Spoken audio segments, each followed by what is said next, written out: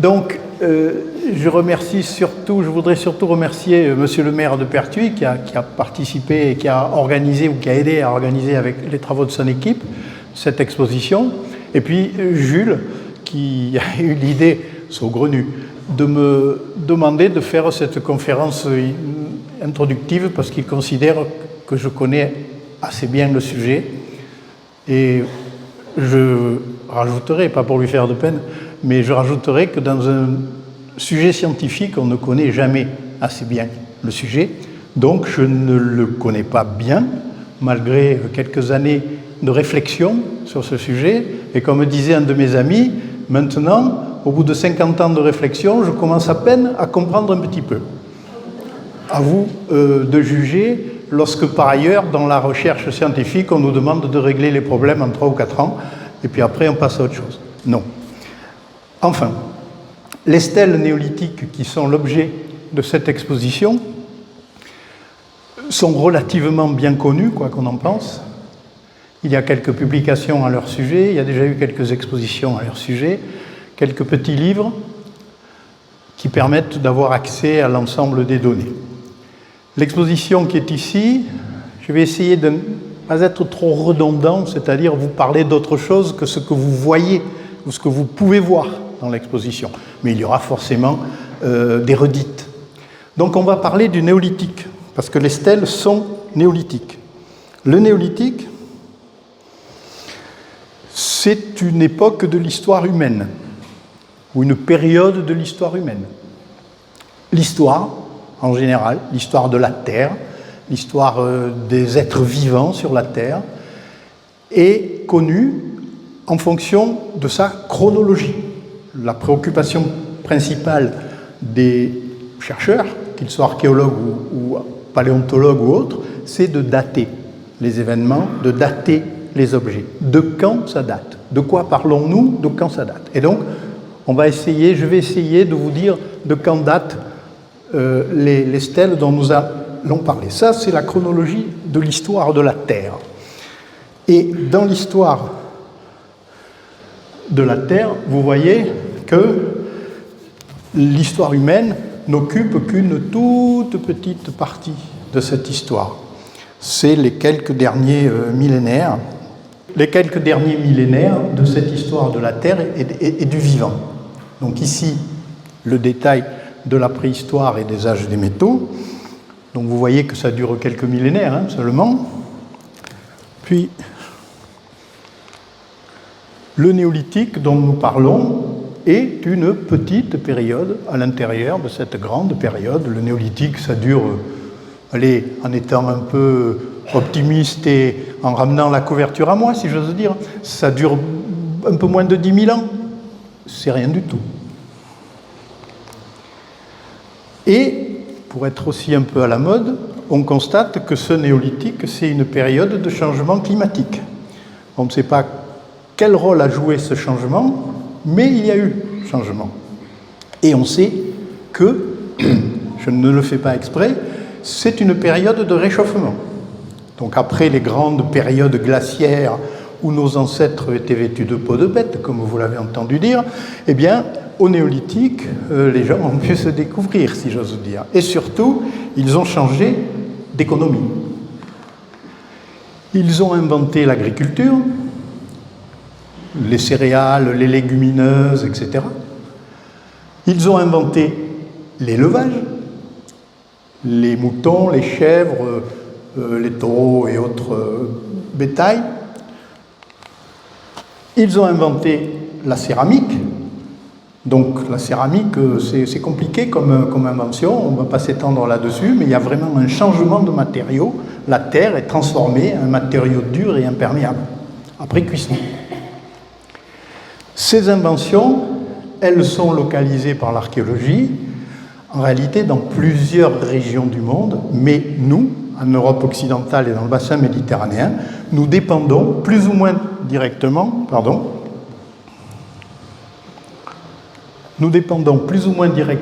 d'inventions qui ont eu lieu dans ce qu'on appelait et ce qu'on appelle toujours le croissant fertile, c'est-à-dire donc des régions montagneuses du Proche-Orient.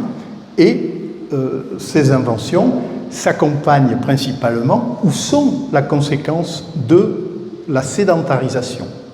Et cette sédentarisation s'accompagne de la création de grands villages, et dans ces villages, d'un certain nombre de constructions que certains ont appelées des temples, que d'autres appellent simplement des édifices collectifs, et qui apparemment jouent un rôle particulier au sein de ses habitants. Et donc, on va dire entre guillemets religion ou pratique collective, et à ces pratiques collectives sont associés déjà de grands piliers sculptés, de figurations anthropomorphes ou zoomorphes, et des petites figures humaines. Dans l'art préhistorique traditionnel, c'est-à-dire les grandes grottes ornées, la figure humaine est rarissime. Pendant le néolithique, la figure humaine devient l'élément principal. Et nous allons voir, surtout avec les stèles, comment, à une période du néolithique, ces petites figurines que l'on voit ici, c'est des exemples qui n'ont pas tous le même âge, qui ne viennent pas du même endroit, mais qui sont des statuettes, on va dire, combien ces statuettes vont influencer, d'une certaine façon, ce qui se passe ailleurs, dans des périodes un peu plus récentes. Dans le midi de la France, et en particulier, donc, on va dire chez nous, un exemple dans les Bouches-du-Rhône, l'abri de Châteauneuf-les-Martigues, où ce sont des chasseurs, des pêcheurs, des cueilleurs qui se sont installés là vers 6000 avant Jésus-Christ, ou un peu avant, vers 7000 avant Jésus-Christ. Donc nous avons des gens qui sont encore chasseurs, cueilleurs, etc., probablement un peu nomades. Et il y a, on va appeler ça une transgression, c'est-à-dire qu'il y a une arrivée, probablement, je vais dire des gros mots, de colons qui viennent du Proche-Orient et qui amènent avec eux les inventions dont je vous ai parlé. Ces gens-là s'installent sur la côte méditerranéenne, par hasard il y en a beaucoup dans la région de Marseille, et ils amènent avec eux toutes les inventions dont j'ai parlé, aucune n'est d'origine locale. La question que l'on pose aujourd'hui, c'est anecdotique mais c'est amusant, est-ce que ces gens-là ont rencontré les autres dont je viens de vous parler? Ou bien est-ce que lorsqu'ils sont arrivés, il n'y avait plus personne? On ne sait pas pourquoi, mais il n'y avait plus personne. On sait que ça s'est passé dans certaines régions de cette façon-là, mais on sait aussi que dans certaines régions, ils se sont rencontrés et il y a eu effectivement tout ce que l'on peut imaginer. Donc dans notre région, ces gens-là s'installent vers 6000 avant notre ère et on connaît pas mal de sites de ce qu'on appelle le néolithique ancien. Donc ici, la carte de ces sites, on voit que le Vaucluse et les Bouches-du-Rhône connaissent pas mal d'exemples. Ça ne veut pas dire que ces gens-là étaient plus nombreux dans ces régions. Ça veut dire que les archéologues ont trouvé plus de choses dans ces régions, que c'est le hasard de la connaissance, le hasard des prospections, le hasard des conservations, le hasard des enfouissements, et très probablement toutes ces zones où il n'y a pas de points, c'est parce que les sites ont soit été détruits, soit n'ont pas été découverts parce qu'ils sont enfouis très profondément. Dans la vallée du Rhône, par exemple, ou dans la basse vallée de la Durance, il y a des apports de sédiments énormes, et donc les événements qui se sont produits il y a 7000 ans ont été entièrement recouverts. À ce moment-là, ces paysans, donc ces premiers paysans, occupent aussi bien des sites sous abri, des sites sous grotte, ici et là dans le massif de la Sainte-Baume, et des sites en plein air. Ça veut dire qu'ils s'installent partout. Les hommes préhistoriques n'habitaient pas dans les grottes, ils construisaient des villages assez grands pour la plupart du temps, et ce, depuis très longtemps. Avant même les premiers, les agriculteurs et pasteurs, les hommes préhistoriques qui décoraient peut-être certaines grottes n'habitaient pas dans ces grottes-là, ils vivaient à l'extérieur.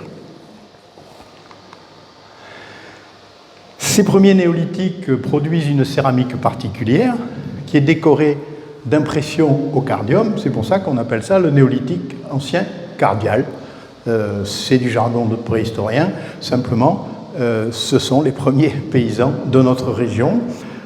Ils avaient donc cette céramique décorée, ils polissaient la pierre, qui leur permettait probablement de défricher et d'ouvrir des espaces pour l'agriculture. Dans le courant de l'évolution, les préhistoriens, qui aiment bien appeler les choses nommer les choses, donc on va passer vers 4800 avant notre ère, on va passer au néolithique moyen, donc période entre 4800 et 3700. C'est la période qui nous intéresse, parce que c'est pendant cette période que les stèles que vous voyez ont été sculptées, ont été fabriquées, ont été utilisées. Vous me demanderez peut-être pourquoi après, je vous dirai que je ne sais pas. Pourquoi? Je ne sais pas à quoi elles servaient, c'est pas tout à fait vrai, mais c'est pendant cette période, et ça n'est pas pendant toute cette période, on le verra pour finir, mais c'est pendant une phase particulière et assez courte de cette période, ce qui veut dire déjà beaucoup de choses.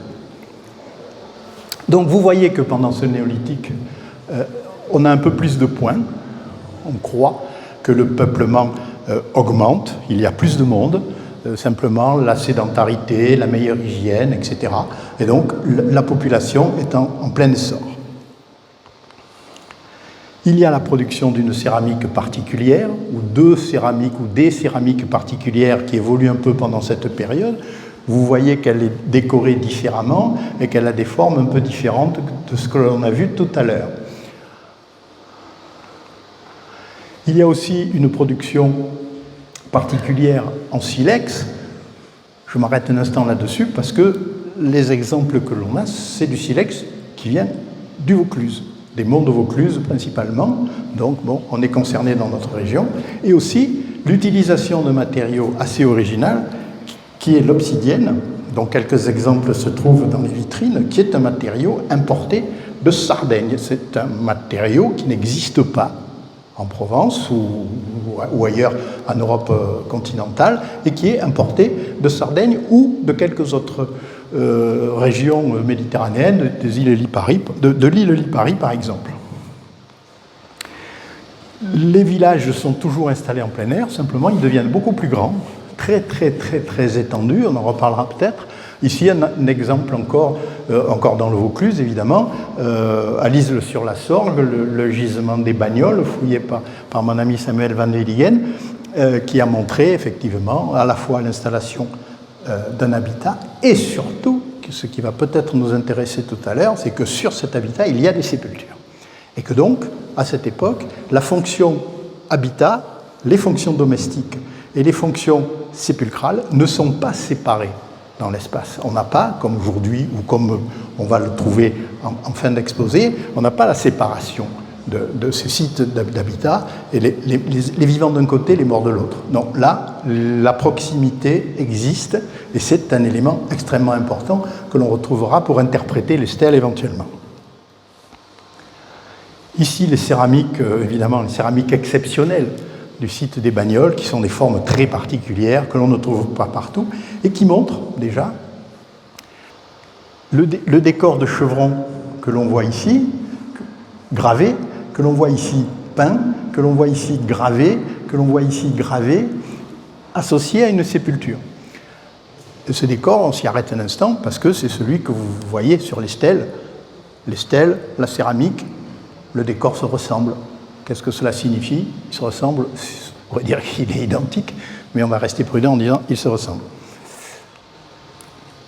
L'obsidienne dont je vous ai parlé, c'est un matériau très particulier, c'est un verre volcanique qui présente l'avantage pour les archéologues de pouvoir être analysé très finement, et lorsque l'on a un morceau d'obsidienne, on arrive à déterminer son origine, parce que l'obsidienne a des caractères physico-chimiques propres à son lieu d'origine, et donc lorsque l'on trouve un fragment d'obsidienne en Provence, on peut déterminer son origine. Si bien donc l'on a déterminé que la majorité de l'obsidienne trouvée en Provence vient de Sardaigne, comme l'indique la carte ici, mais également de Lipari.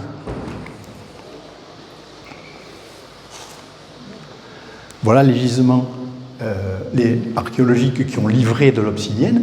Et vous voyez que si on compare cette carte avec la carte précédente, des cartes de la répartition des sites, on voit qu'en réalité, les sites qui donnent de l'obsidienne sont relativement peu nombreux. Ça veut dire qu'il n'y en a pas partout. Qu'est-ce que cela signifie? On n'est pas sûr de le savoir, et on va voir que c'est la même chose avec les stèles. Il y a des stèles pendant cette période, mais il n'y en a pas partout. À cette époque, encore une fois, donc, les sépultures et les habitats sont sur les mêmes sites, et on a des sépultures individuelles, c'est-à-dire donc il y a un seul individu. Ici, l'exemple du site de Roussillon-les-Martins, où on a plusieurs sépultures de ce néolithique moyen, donc à peu près le même âge, et ce sont des sépultures individuelles. Il y a un seul individu. Alors parfois il y en a 2 ou 3, mais ça pose un autre problème sur lequel il est difficile de s'étendre. Enfin, pendant cette période, il y a quelques sites qui donnent des découvertes particulières, à savoir les stèles qui sont l'objet de l'exposition. Alors encore une fois, je ne vais pas vous répéter ce qui est sur les panneaux, je ne vais pas vous montrer en détail, mais je vais simplement vous montrer quelques-unes des stèles, peut-être justement celles qui ne sont pas là, puisqu'elles ne sont pas toutes là évidemment. Certaines sont conservées à Saint-Germain-en-Laye, d'autres à Avignon, etc. Mais quelques-unes, et je vais m'arrêter sur quelques détails que l'exposition ne présente pas. Donc la carte de répartition, vous voyez qu'elle est assez particulière et qu'il n'y en a pas partout. Donc les 2 stèles de Loris, encore une fois parce que ça n'est pas très loin, il y a des moulages dans l'exposition qui sont considérés comme parmi, on va dire, les plus belles, si le terme a ici un sens. Simplement, elles sont souvent en figure d'ouvrage, en couverture d'ouvrage, elles sont en affiche, d'ailleurs l'affiche représente l'une d'elles, oui, parce qu'elles sont entières et parce qu'elles sont particulièrement bien conservées et surtout bien faites. On va y revenir un peu en détail. Le site de découverte n'est pas bien connu. Il présente quelques indices sur la signification et l'association probable de ces 2 stèles avec une sépulture individuelle, mais on ne sait pas trop là. Ici, 2 des stèles d'Orgon, les 2 sont en frottis là-bas, et ensuite il y en a une dont le moulage est présenté, simplement pour montrer à la fois la différence de style, la différence de main. On voit bien que ce décor large, gravé, bien structuré, n'a rien à voir avec la finesse des 2 exemplaires précédents. Encore des stèles d'Orgon, et ça, c'est plutôt comme ça qu'on les retrouve, c'est-à-dire des morceaux. Sur ces 2 exemplaires-là, vous voyez qu'on a encore une différence de main, que les décors sont beaucoup plus lâches, moins bien gravés, moins bien structurés, avec de grosses bases qui montrent qu'elles étaient probablement plantées pour être associées verticales à quelque chose. Encore 2 autres stèles d'Orgon, toujours pour montrer la variabilité du décor.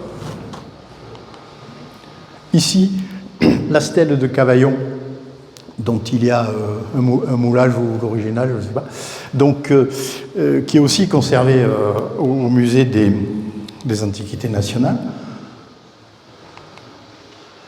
2 stèles qui viennent du nord Vaucluse, du Bossé, et qui, encore une fois, vous voyez, sont malheureusement fragmentaires, mais qui montrent, encore une fois, des détails quant à la représentation du visage et des épaules. Vous voyez que sur tous ces exemples, et donc cela se vérifie évidemment dans l'exposition, la représentation du visage est relativement schématique. C'est finalement ce que l'on appelle le bloc nez-sourcil qui indique la figuration. Les yeux sont parfois présents, parfois absents, mais, question du quiz, c'est la bouche qui est toujours absente, et les oreilles. Cela signifie probablement beaucoup de choses. Tous les archéologues se sont arrêtés sur ce détail, et puis chacun, évidemment, est allé de son hypothèse, de son explication. Voilà. Un élément important, c'est que la plupart de ces découvertes sont hors contexte, c'est-à-dire qu'elles ne sont associées à rien du tout ou à rien de reconnu. Les quelques rares sites où elles sont en contexte, en Provence évidemment, n'ont jamais fait l'objet, je dirais, de fouilles sérieuses. Le site de la Bastidonne à Tretz, qui est une des plus anciennes découvertes de stèles en Provence, donc il y a ici les dessins et quelques photos, on a des photos de part et d'autre ici. Les stèles n'ont pas été trouvées à l'occasion de fouilles, mais elles étaient associées à du mobilier archéologique qui a permis d'avoir une vague idée, mais une vague idée de leur chronologie. Et donc, à partir de ça, elles ont été attribuées au néolithique, alors que pendant très longtemps, les archéologues discutaient est-ce que c'est romain, est-ce que c'est gaulois, est-ce que c'est plus ancien, etc. Ces stèles ont été très probablement fabriquées avec des outils relativement ordinaires, des outils simples, des lames de silex un peu pointues, peut-être des percuteurs de bois et des lames tranchantes. Et avec cela, on grave très bien les motifs qu'on vient de voir. Donc là, une stèle expérimentale que l'on doit à Albert Carré. Ici, simplement, pour montrer que l'observation de ces stèles montre les traces de ces fabrications, de ces grattages, de ces raclages, de ces gravures relativement fines, mais, on l'a vu, plus ou moins fines selon les exemplaires. Un exemple sur lequel on va réfléchir un peu plus longtemps, que l'on doit, donc la découverte des stèles de Bessan, que l'on doit à Christiane Bozanski, qui est parmi nous ce soir et qui a eu l'amabilité de prêter les deux stèles qui figurent dans l'exposition. Donc vous pouvez les voir. Donc je ne vais pas vous en parler trop longtemps. Simplement pour dire qu'effectivement, les deux stèles proviennent d'un site en plein air, en bordure d'un petit ruisseau. Donc voilà quelques vues du site où elles ont été découvertes après labour. La première stèle, donc les deux sont ici, pour vous montrer qu'encore une fois, elle a une main, ce que j'appelle une main particulière. Finalement, elle ressemble un peu à certaines autres, mais elle ne ressemble à aucune par ailleurs. Elle ne ressemble qu'à elle. Et ce que l'on voit surtout, on le voyait sur d'autres, c'est ici, et par là, des traces de couleur rouge. Ces traces de couleur rouge qui sont incrustées sur cet exemple-là, qui sont incrustées dans les gravures. Ce rouge, dont on voit ici donc le détail, ce rouge, on le trouve sur pas mal d'exemplaires. Voilà un dessin qui montre la répartition de cette couleur, on va y revenir. Ça, c'est la stèle numéro 2, donc également en vitrine, qui est un peu différente, enfin, voire beaucoup différente de la première. Même chose, voilà les documents de travail. Le rouge, vous voyez, il est très localisé. Est-ce que c'est la conservation qui fait que le rouge est très localisé ou est-ce que c'était comme ça à l'origine? C'est peu probable. Je pense que le rouge était beaucoup plus étendu. Voilà la répartition des stèles provençales et des stèles qui ont livré des vestiges de couleur. Et ces vestiges, vous voyez qu'il y a diverses natures de colorants, du cinabre, de la bauxite, de l'ocre et du rouge indéterminé. Et ça, encore une fois, ça a une importance parce qu'on peut essayer de déterminer l'origine de ces matériaux. On n'y parvient pas toujours, mais on peut essayer. À Bessan, les prospections ont montré que les stèles n'étaient pas isolées, n'étaient pas au milieu de rien du tout. Elles sont associées à un vaste habitat de plein air et, vous voyez, elles sont localisées je ne sais pas si je peux dire en bordure, mais un endroit particulier de cet habitat de plein air. Cet habitat a donné du mobilier, dont certains objets sont en vitrine, et on a la panoplie complète des objets néolithiques, industrie lithique en silex, industrie lithique en obsidienne, ici, un peu de céramique, et aussi des objets lithiques particuliers qui sont en vitrine et qui permettent une approche chronologique relativement précise. Et cette approche chronologique, ça permet de situer dans le temps les stèles provençales dans le néolithique, donc ici, entre 4000 et 3005 avant Jésus-Christ. Et ça, c'est extrêmement important, parce que l'on voit sur ce tableau qu'en fait, à cette période, ce sont les seules productions connues, pas sur tous les sites, mais sur un certain nombre de sites, et au même moment, en Provence, en Languedoc, dans les Alpes, dans le Massif central, il n'y a pas de représentation comparable. Pendant très longtemps, on a cru que ces stèles étaient attribuables à la fin du néolithique, c'est-à-dire donc chronologiquement ici, parce que à cette époque, il y en a beaucoup d'autres. On va voir quelques exemples rapidement, mais ce sur quoi il faut insister ici, c'est que le temps, il est limité, il est très limité, et l'espace, on l'a vu, c'est associé à des habitats, on va dire des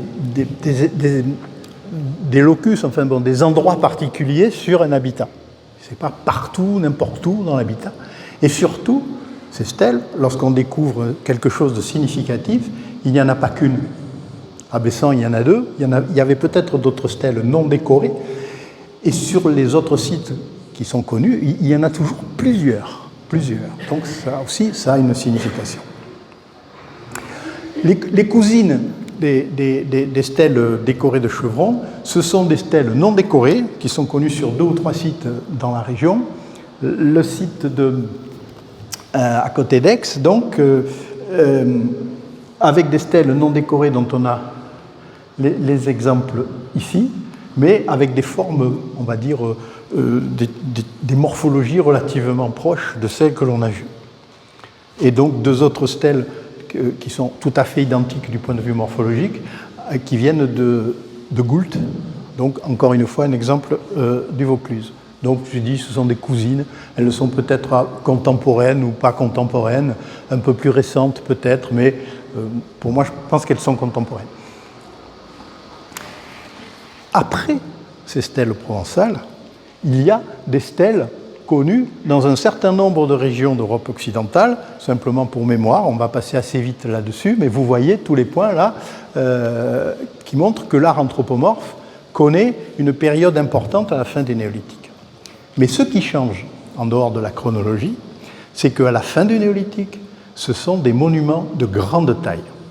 Il y a un changement de dimension entre les petites statuettes qu'on a vues en début d'exposé, les stèles néolithiques que l'on voit ici et qui ont 50 cm de haut maximum, enfin, ou en moyenne, et puis les monuments que l'on a à la fin du néolithique, qui sont des monuments qui représentent la figure humaine non seulement dans sa totalité, de la tête aux pieds, mais aussi dans ses dimensions originales et normales. Ça, c'est la carte de répartition de ces monuments dans le midi de la France. Voilà quelques exemples de ces monuments. En Aveyron, par exemple, elles sont conservées au musée de Rodez, où on peut les voir dans une très belle mise en espace. Et on voit ici qu'on a des monuments qui représentent la totalité. Ce sont de réelles statues.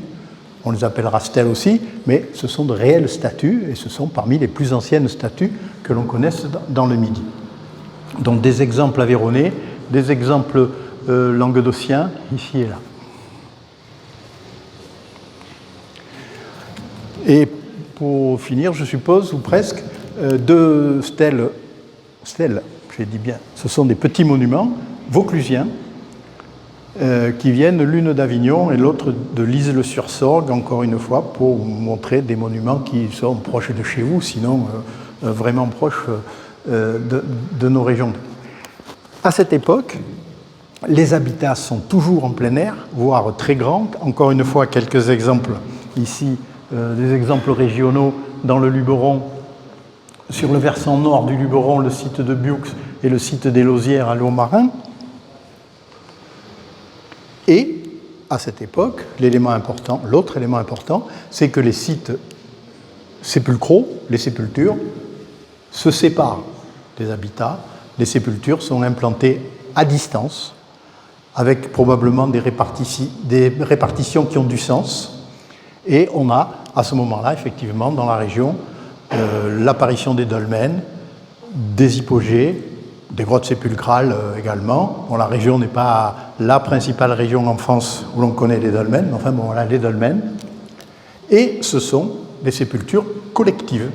Ce ne sont plus les sépultures individuelles que l'on a vues tout à l'heure, ce sont des sépultures collectives qui peuvent avoir entre 80 et 350 individus rassemblés dans les cavités artificielles ou dans les dolmens. Et c'est aussi à cette période qu'apparaît dans notre région la métallurgie, exemple ici, et qui représente un changement, je vais dire, de monde. On passe dans un autre monde, ça n'est plus le néolithique, c'est l'âge du bronze. Vous me direz, mais ça c'est une appellation d'archéologue, certes, mais il y a vraiment des changements dans la société, des changements majeurs, et je dirais, pas que pour être à la mode, qu'on s'installe dans une société patriarcale dans laquelle nous vivons toujours. Voilà, je vous remercie.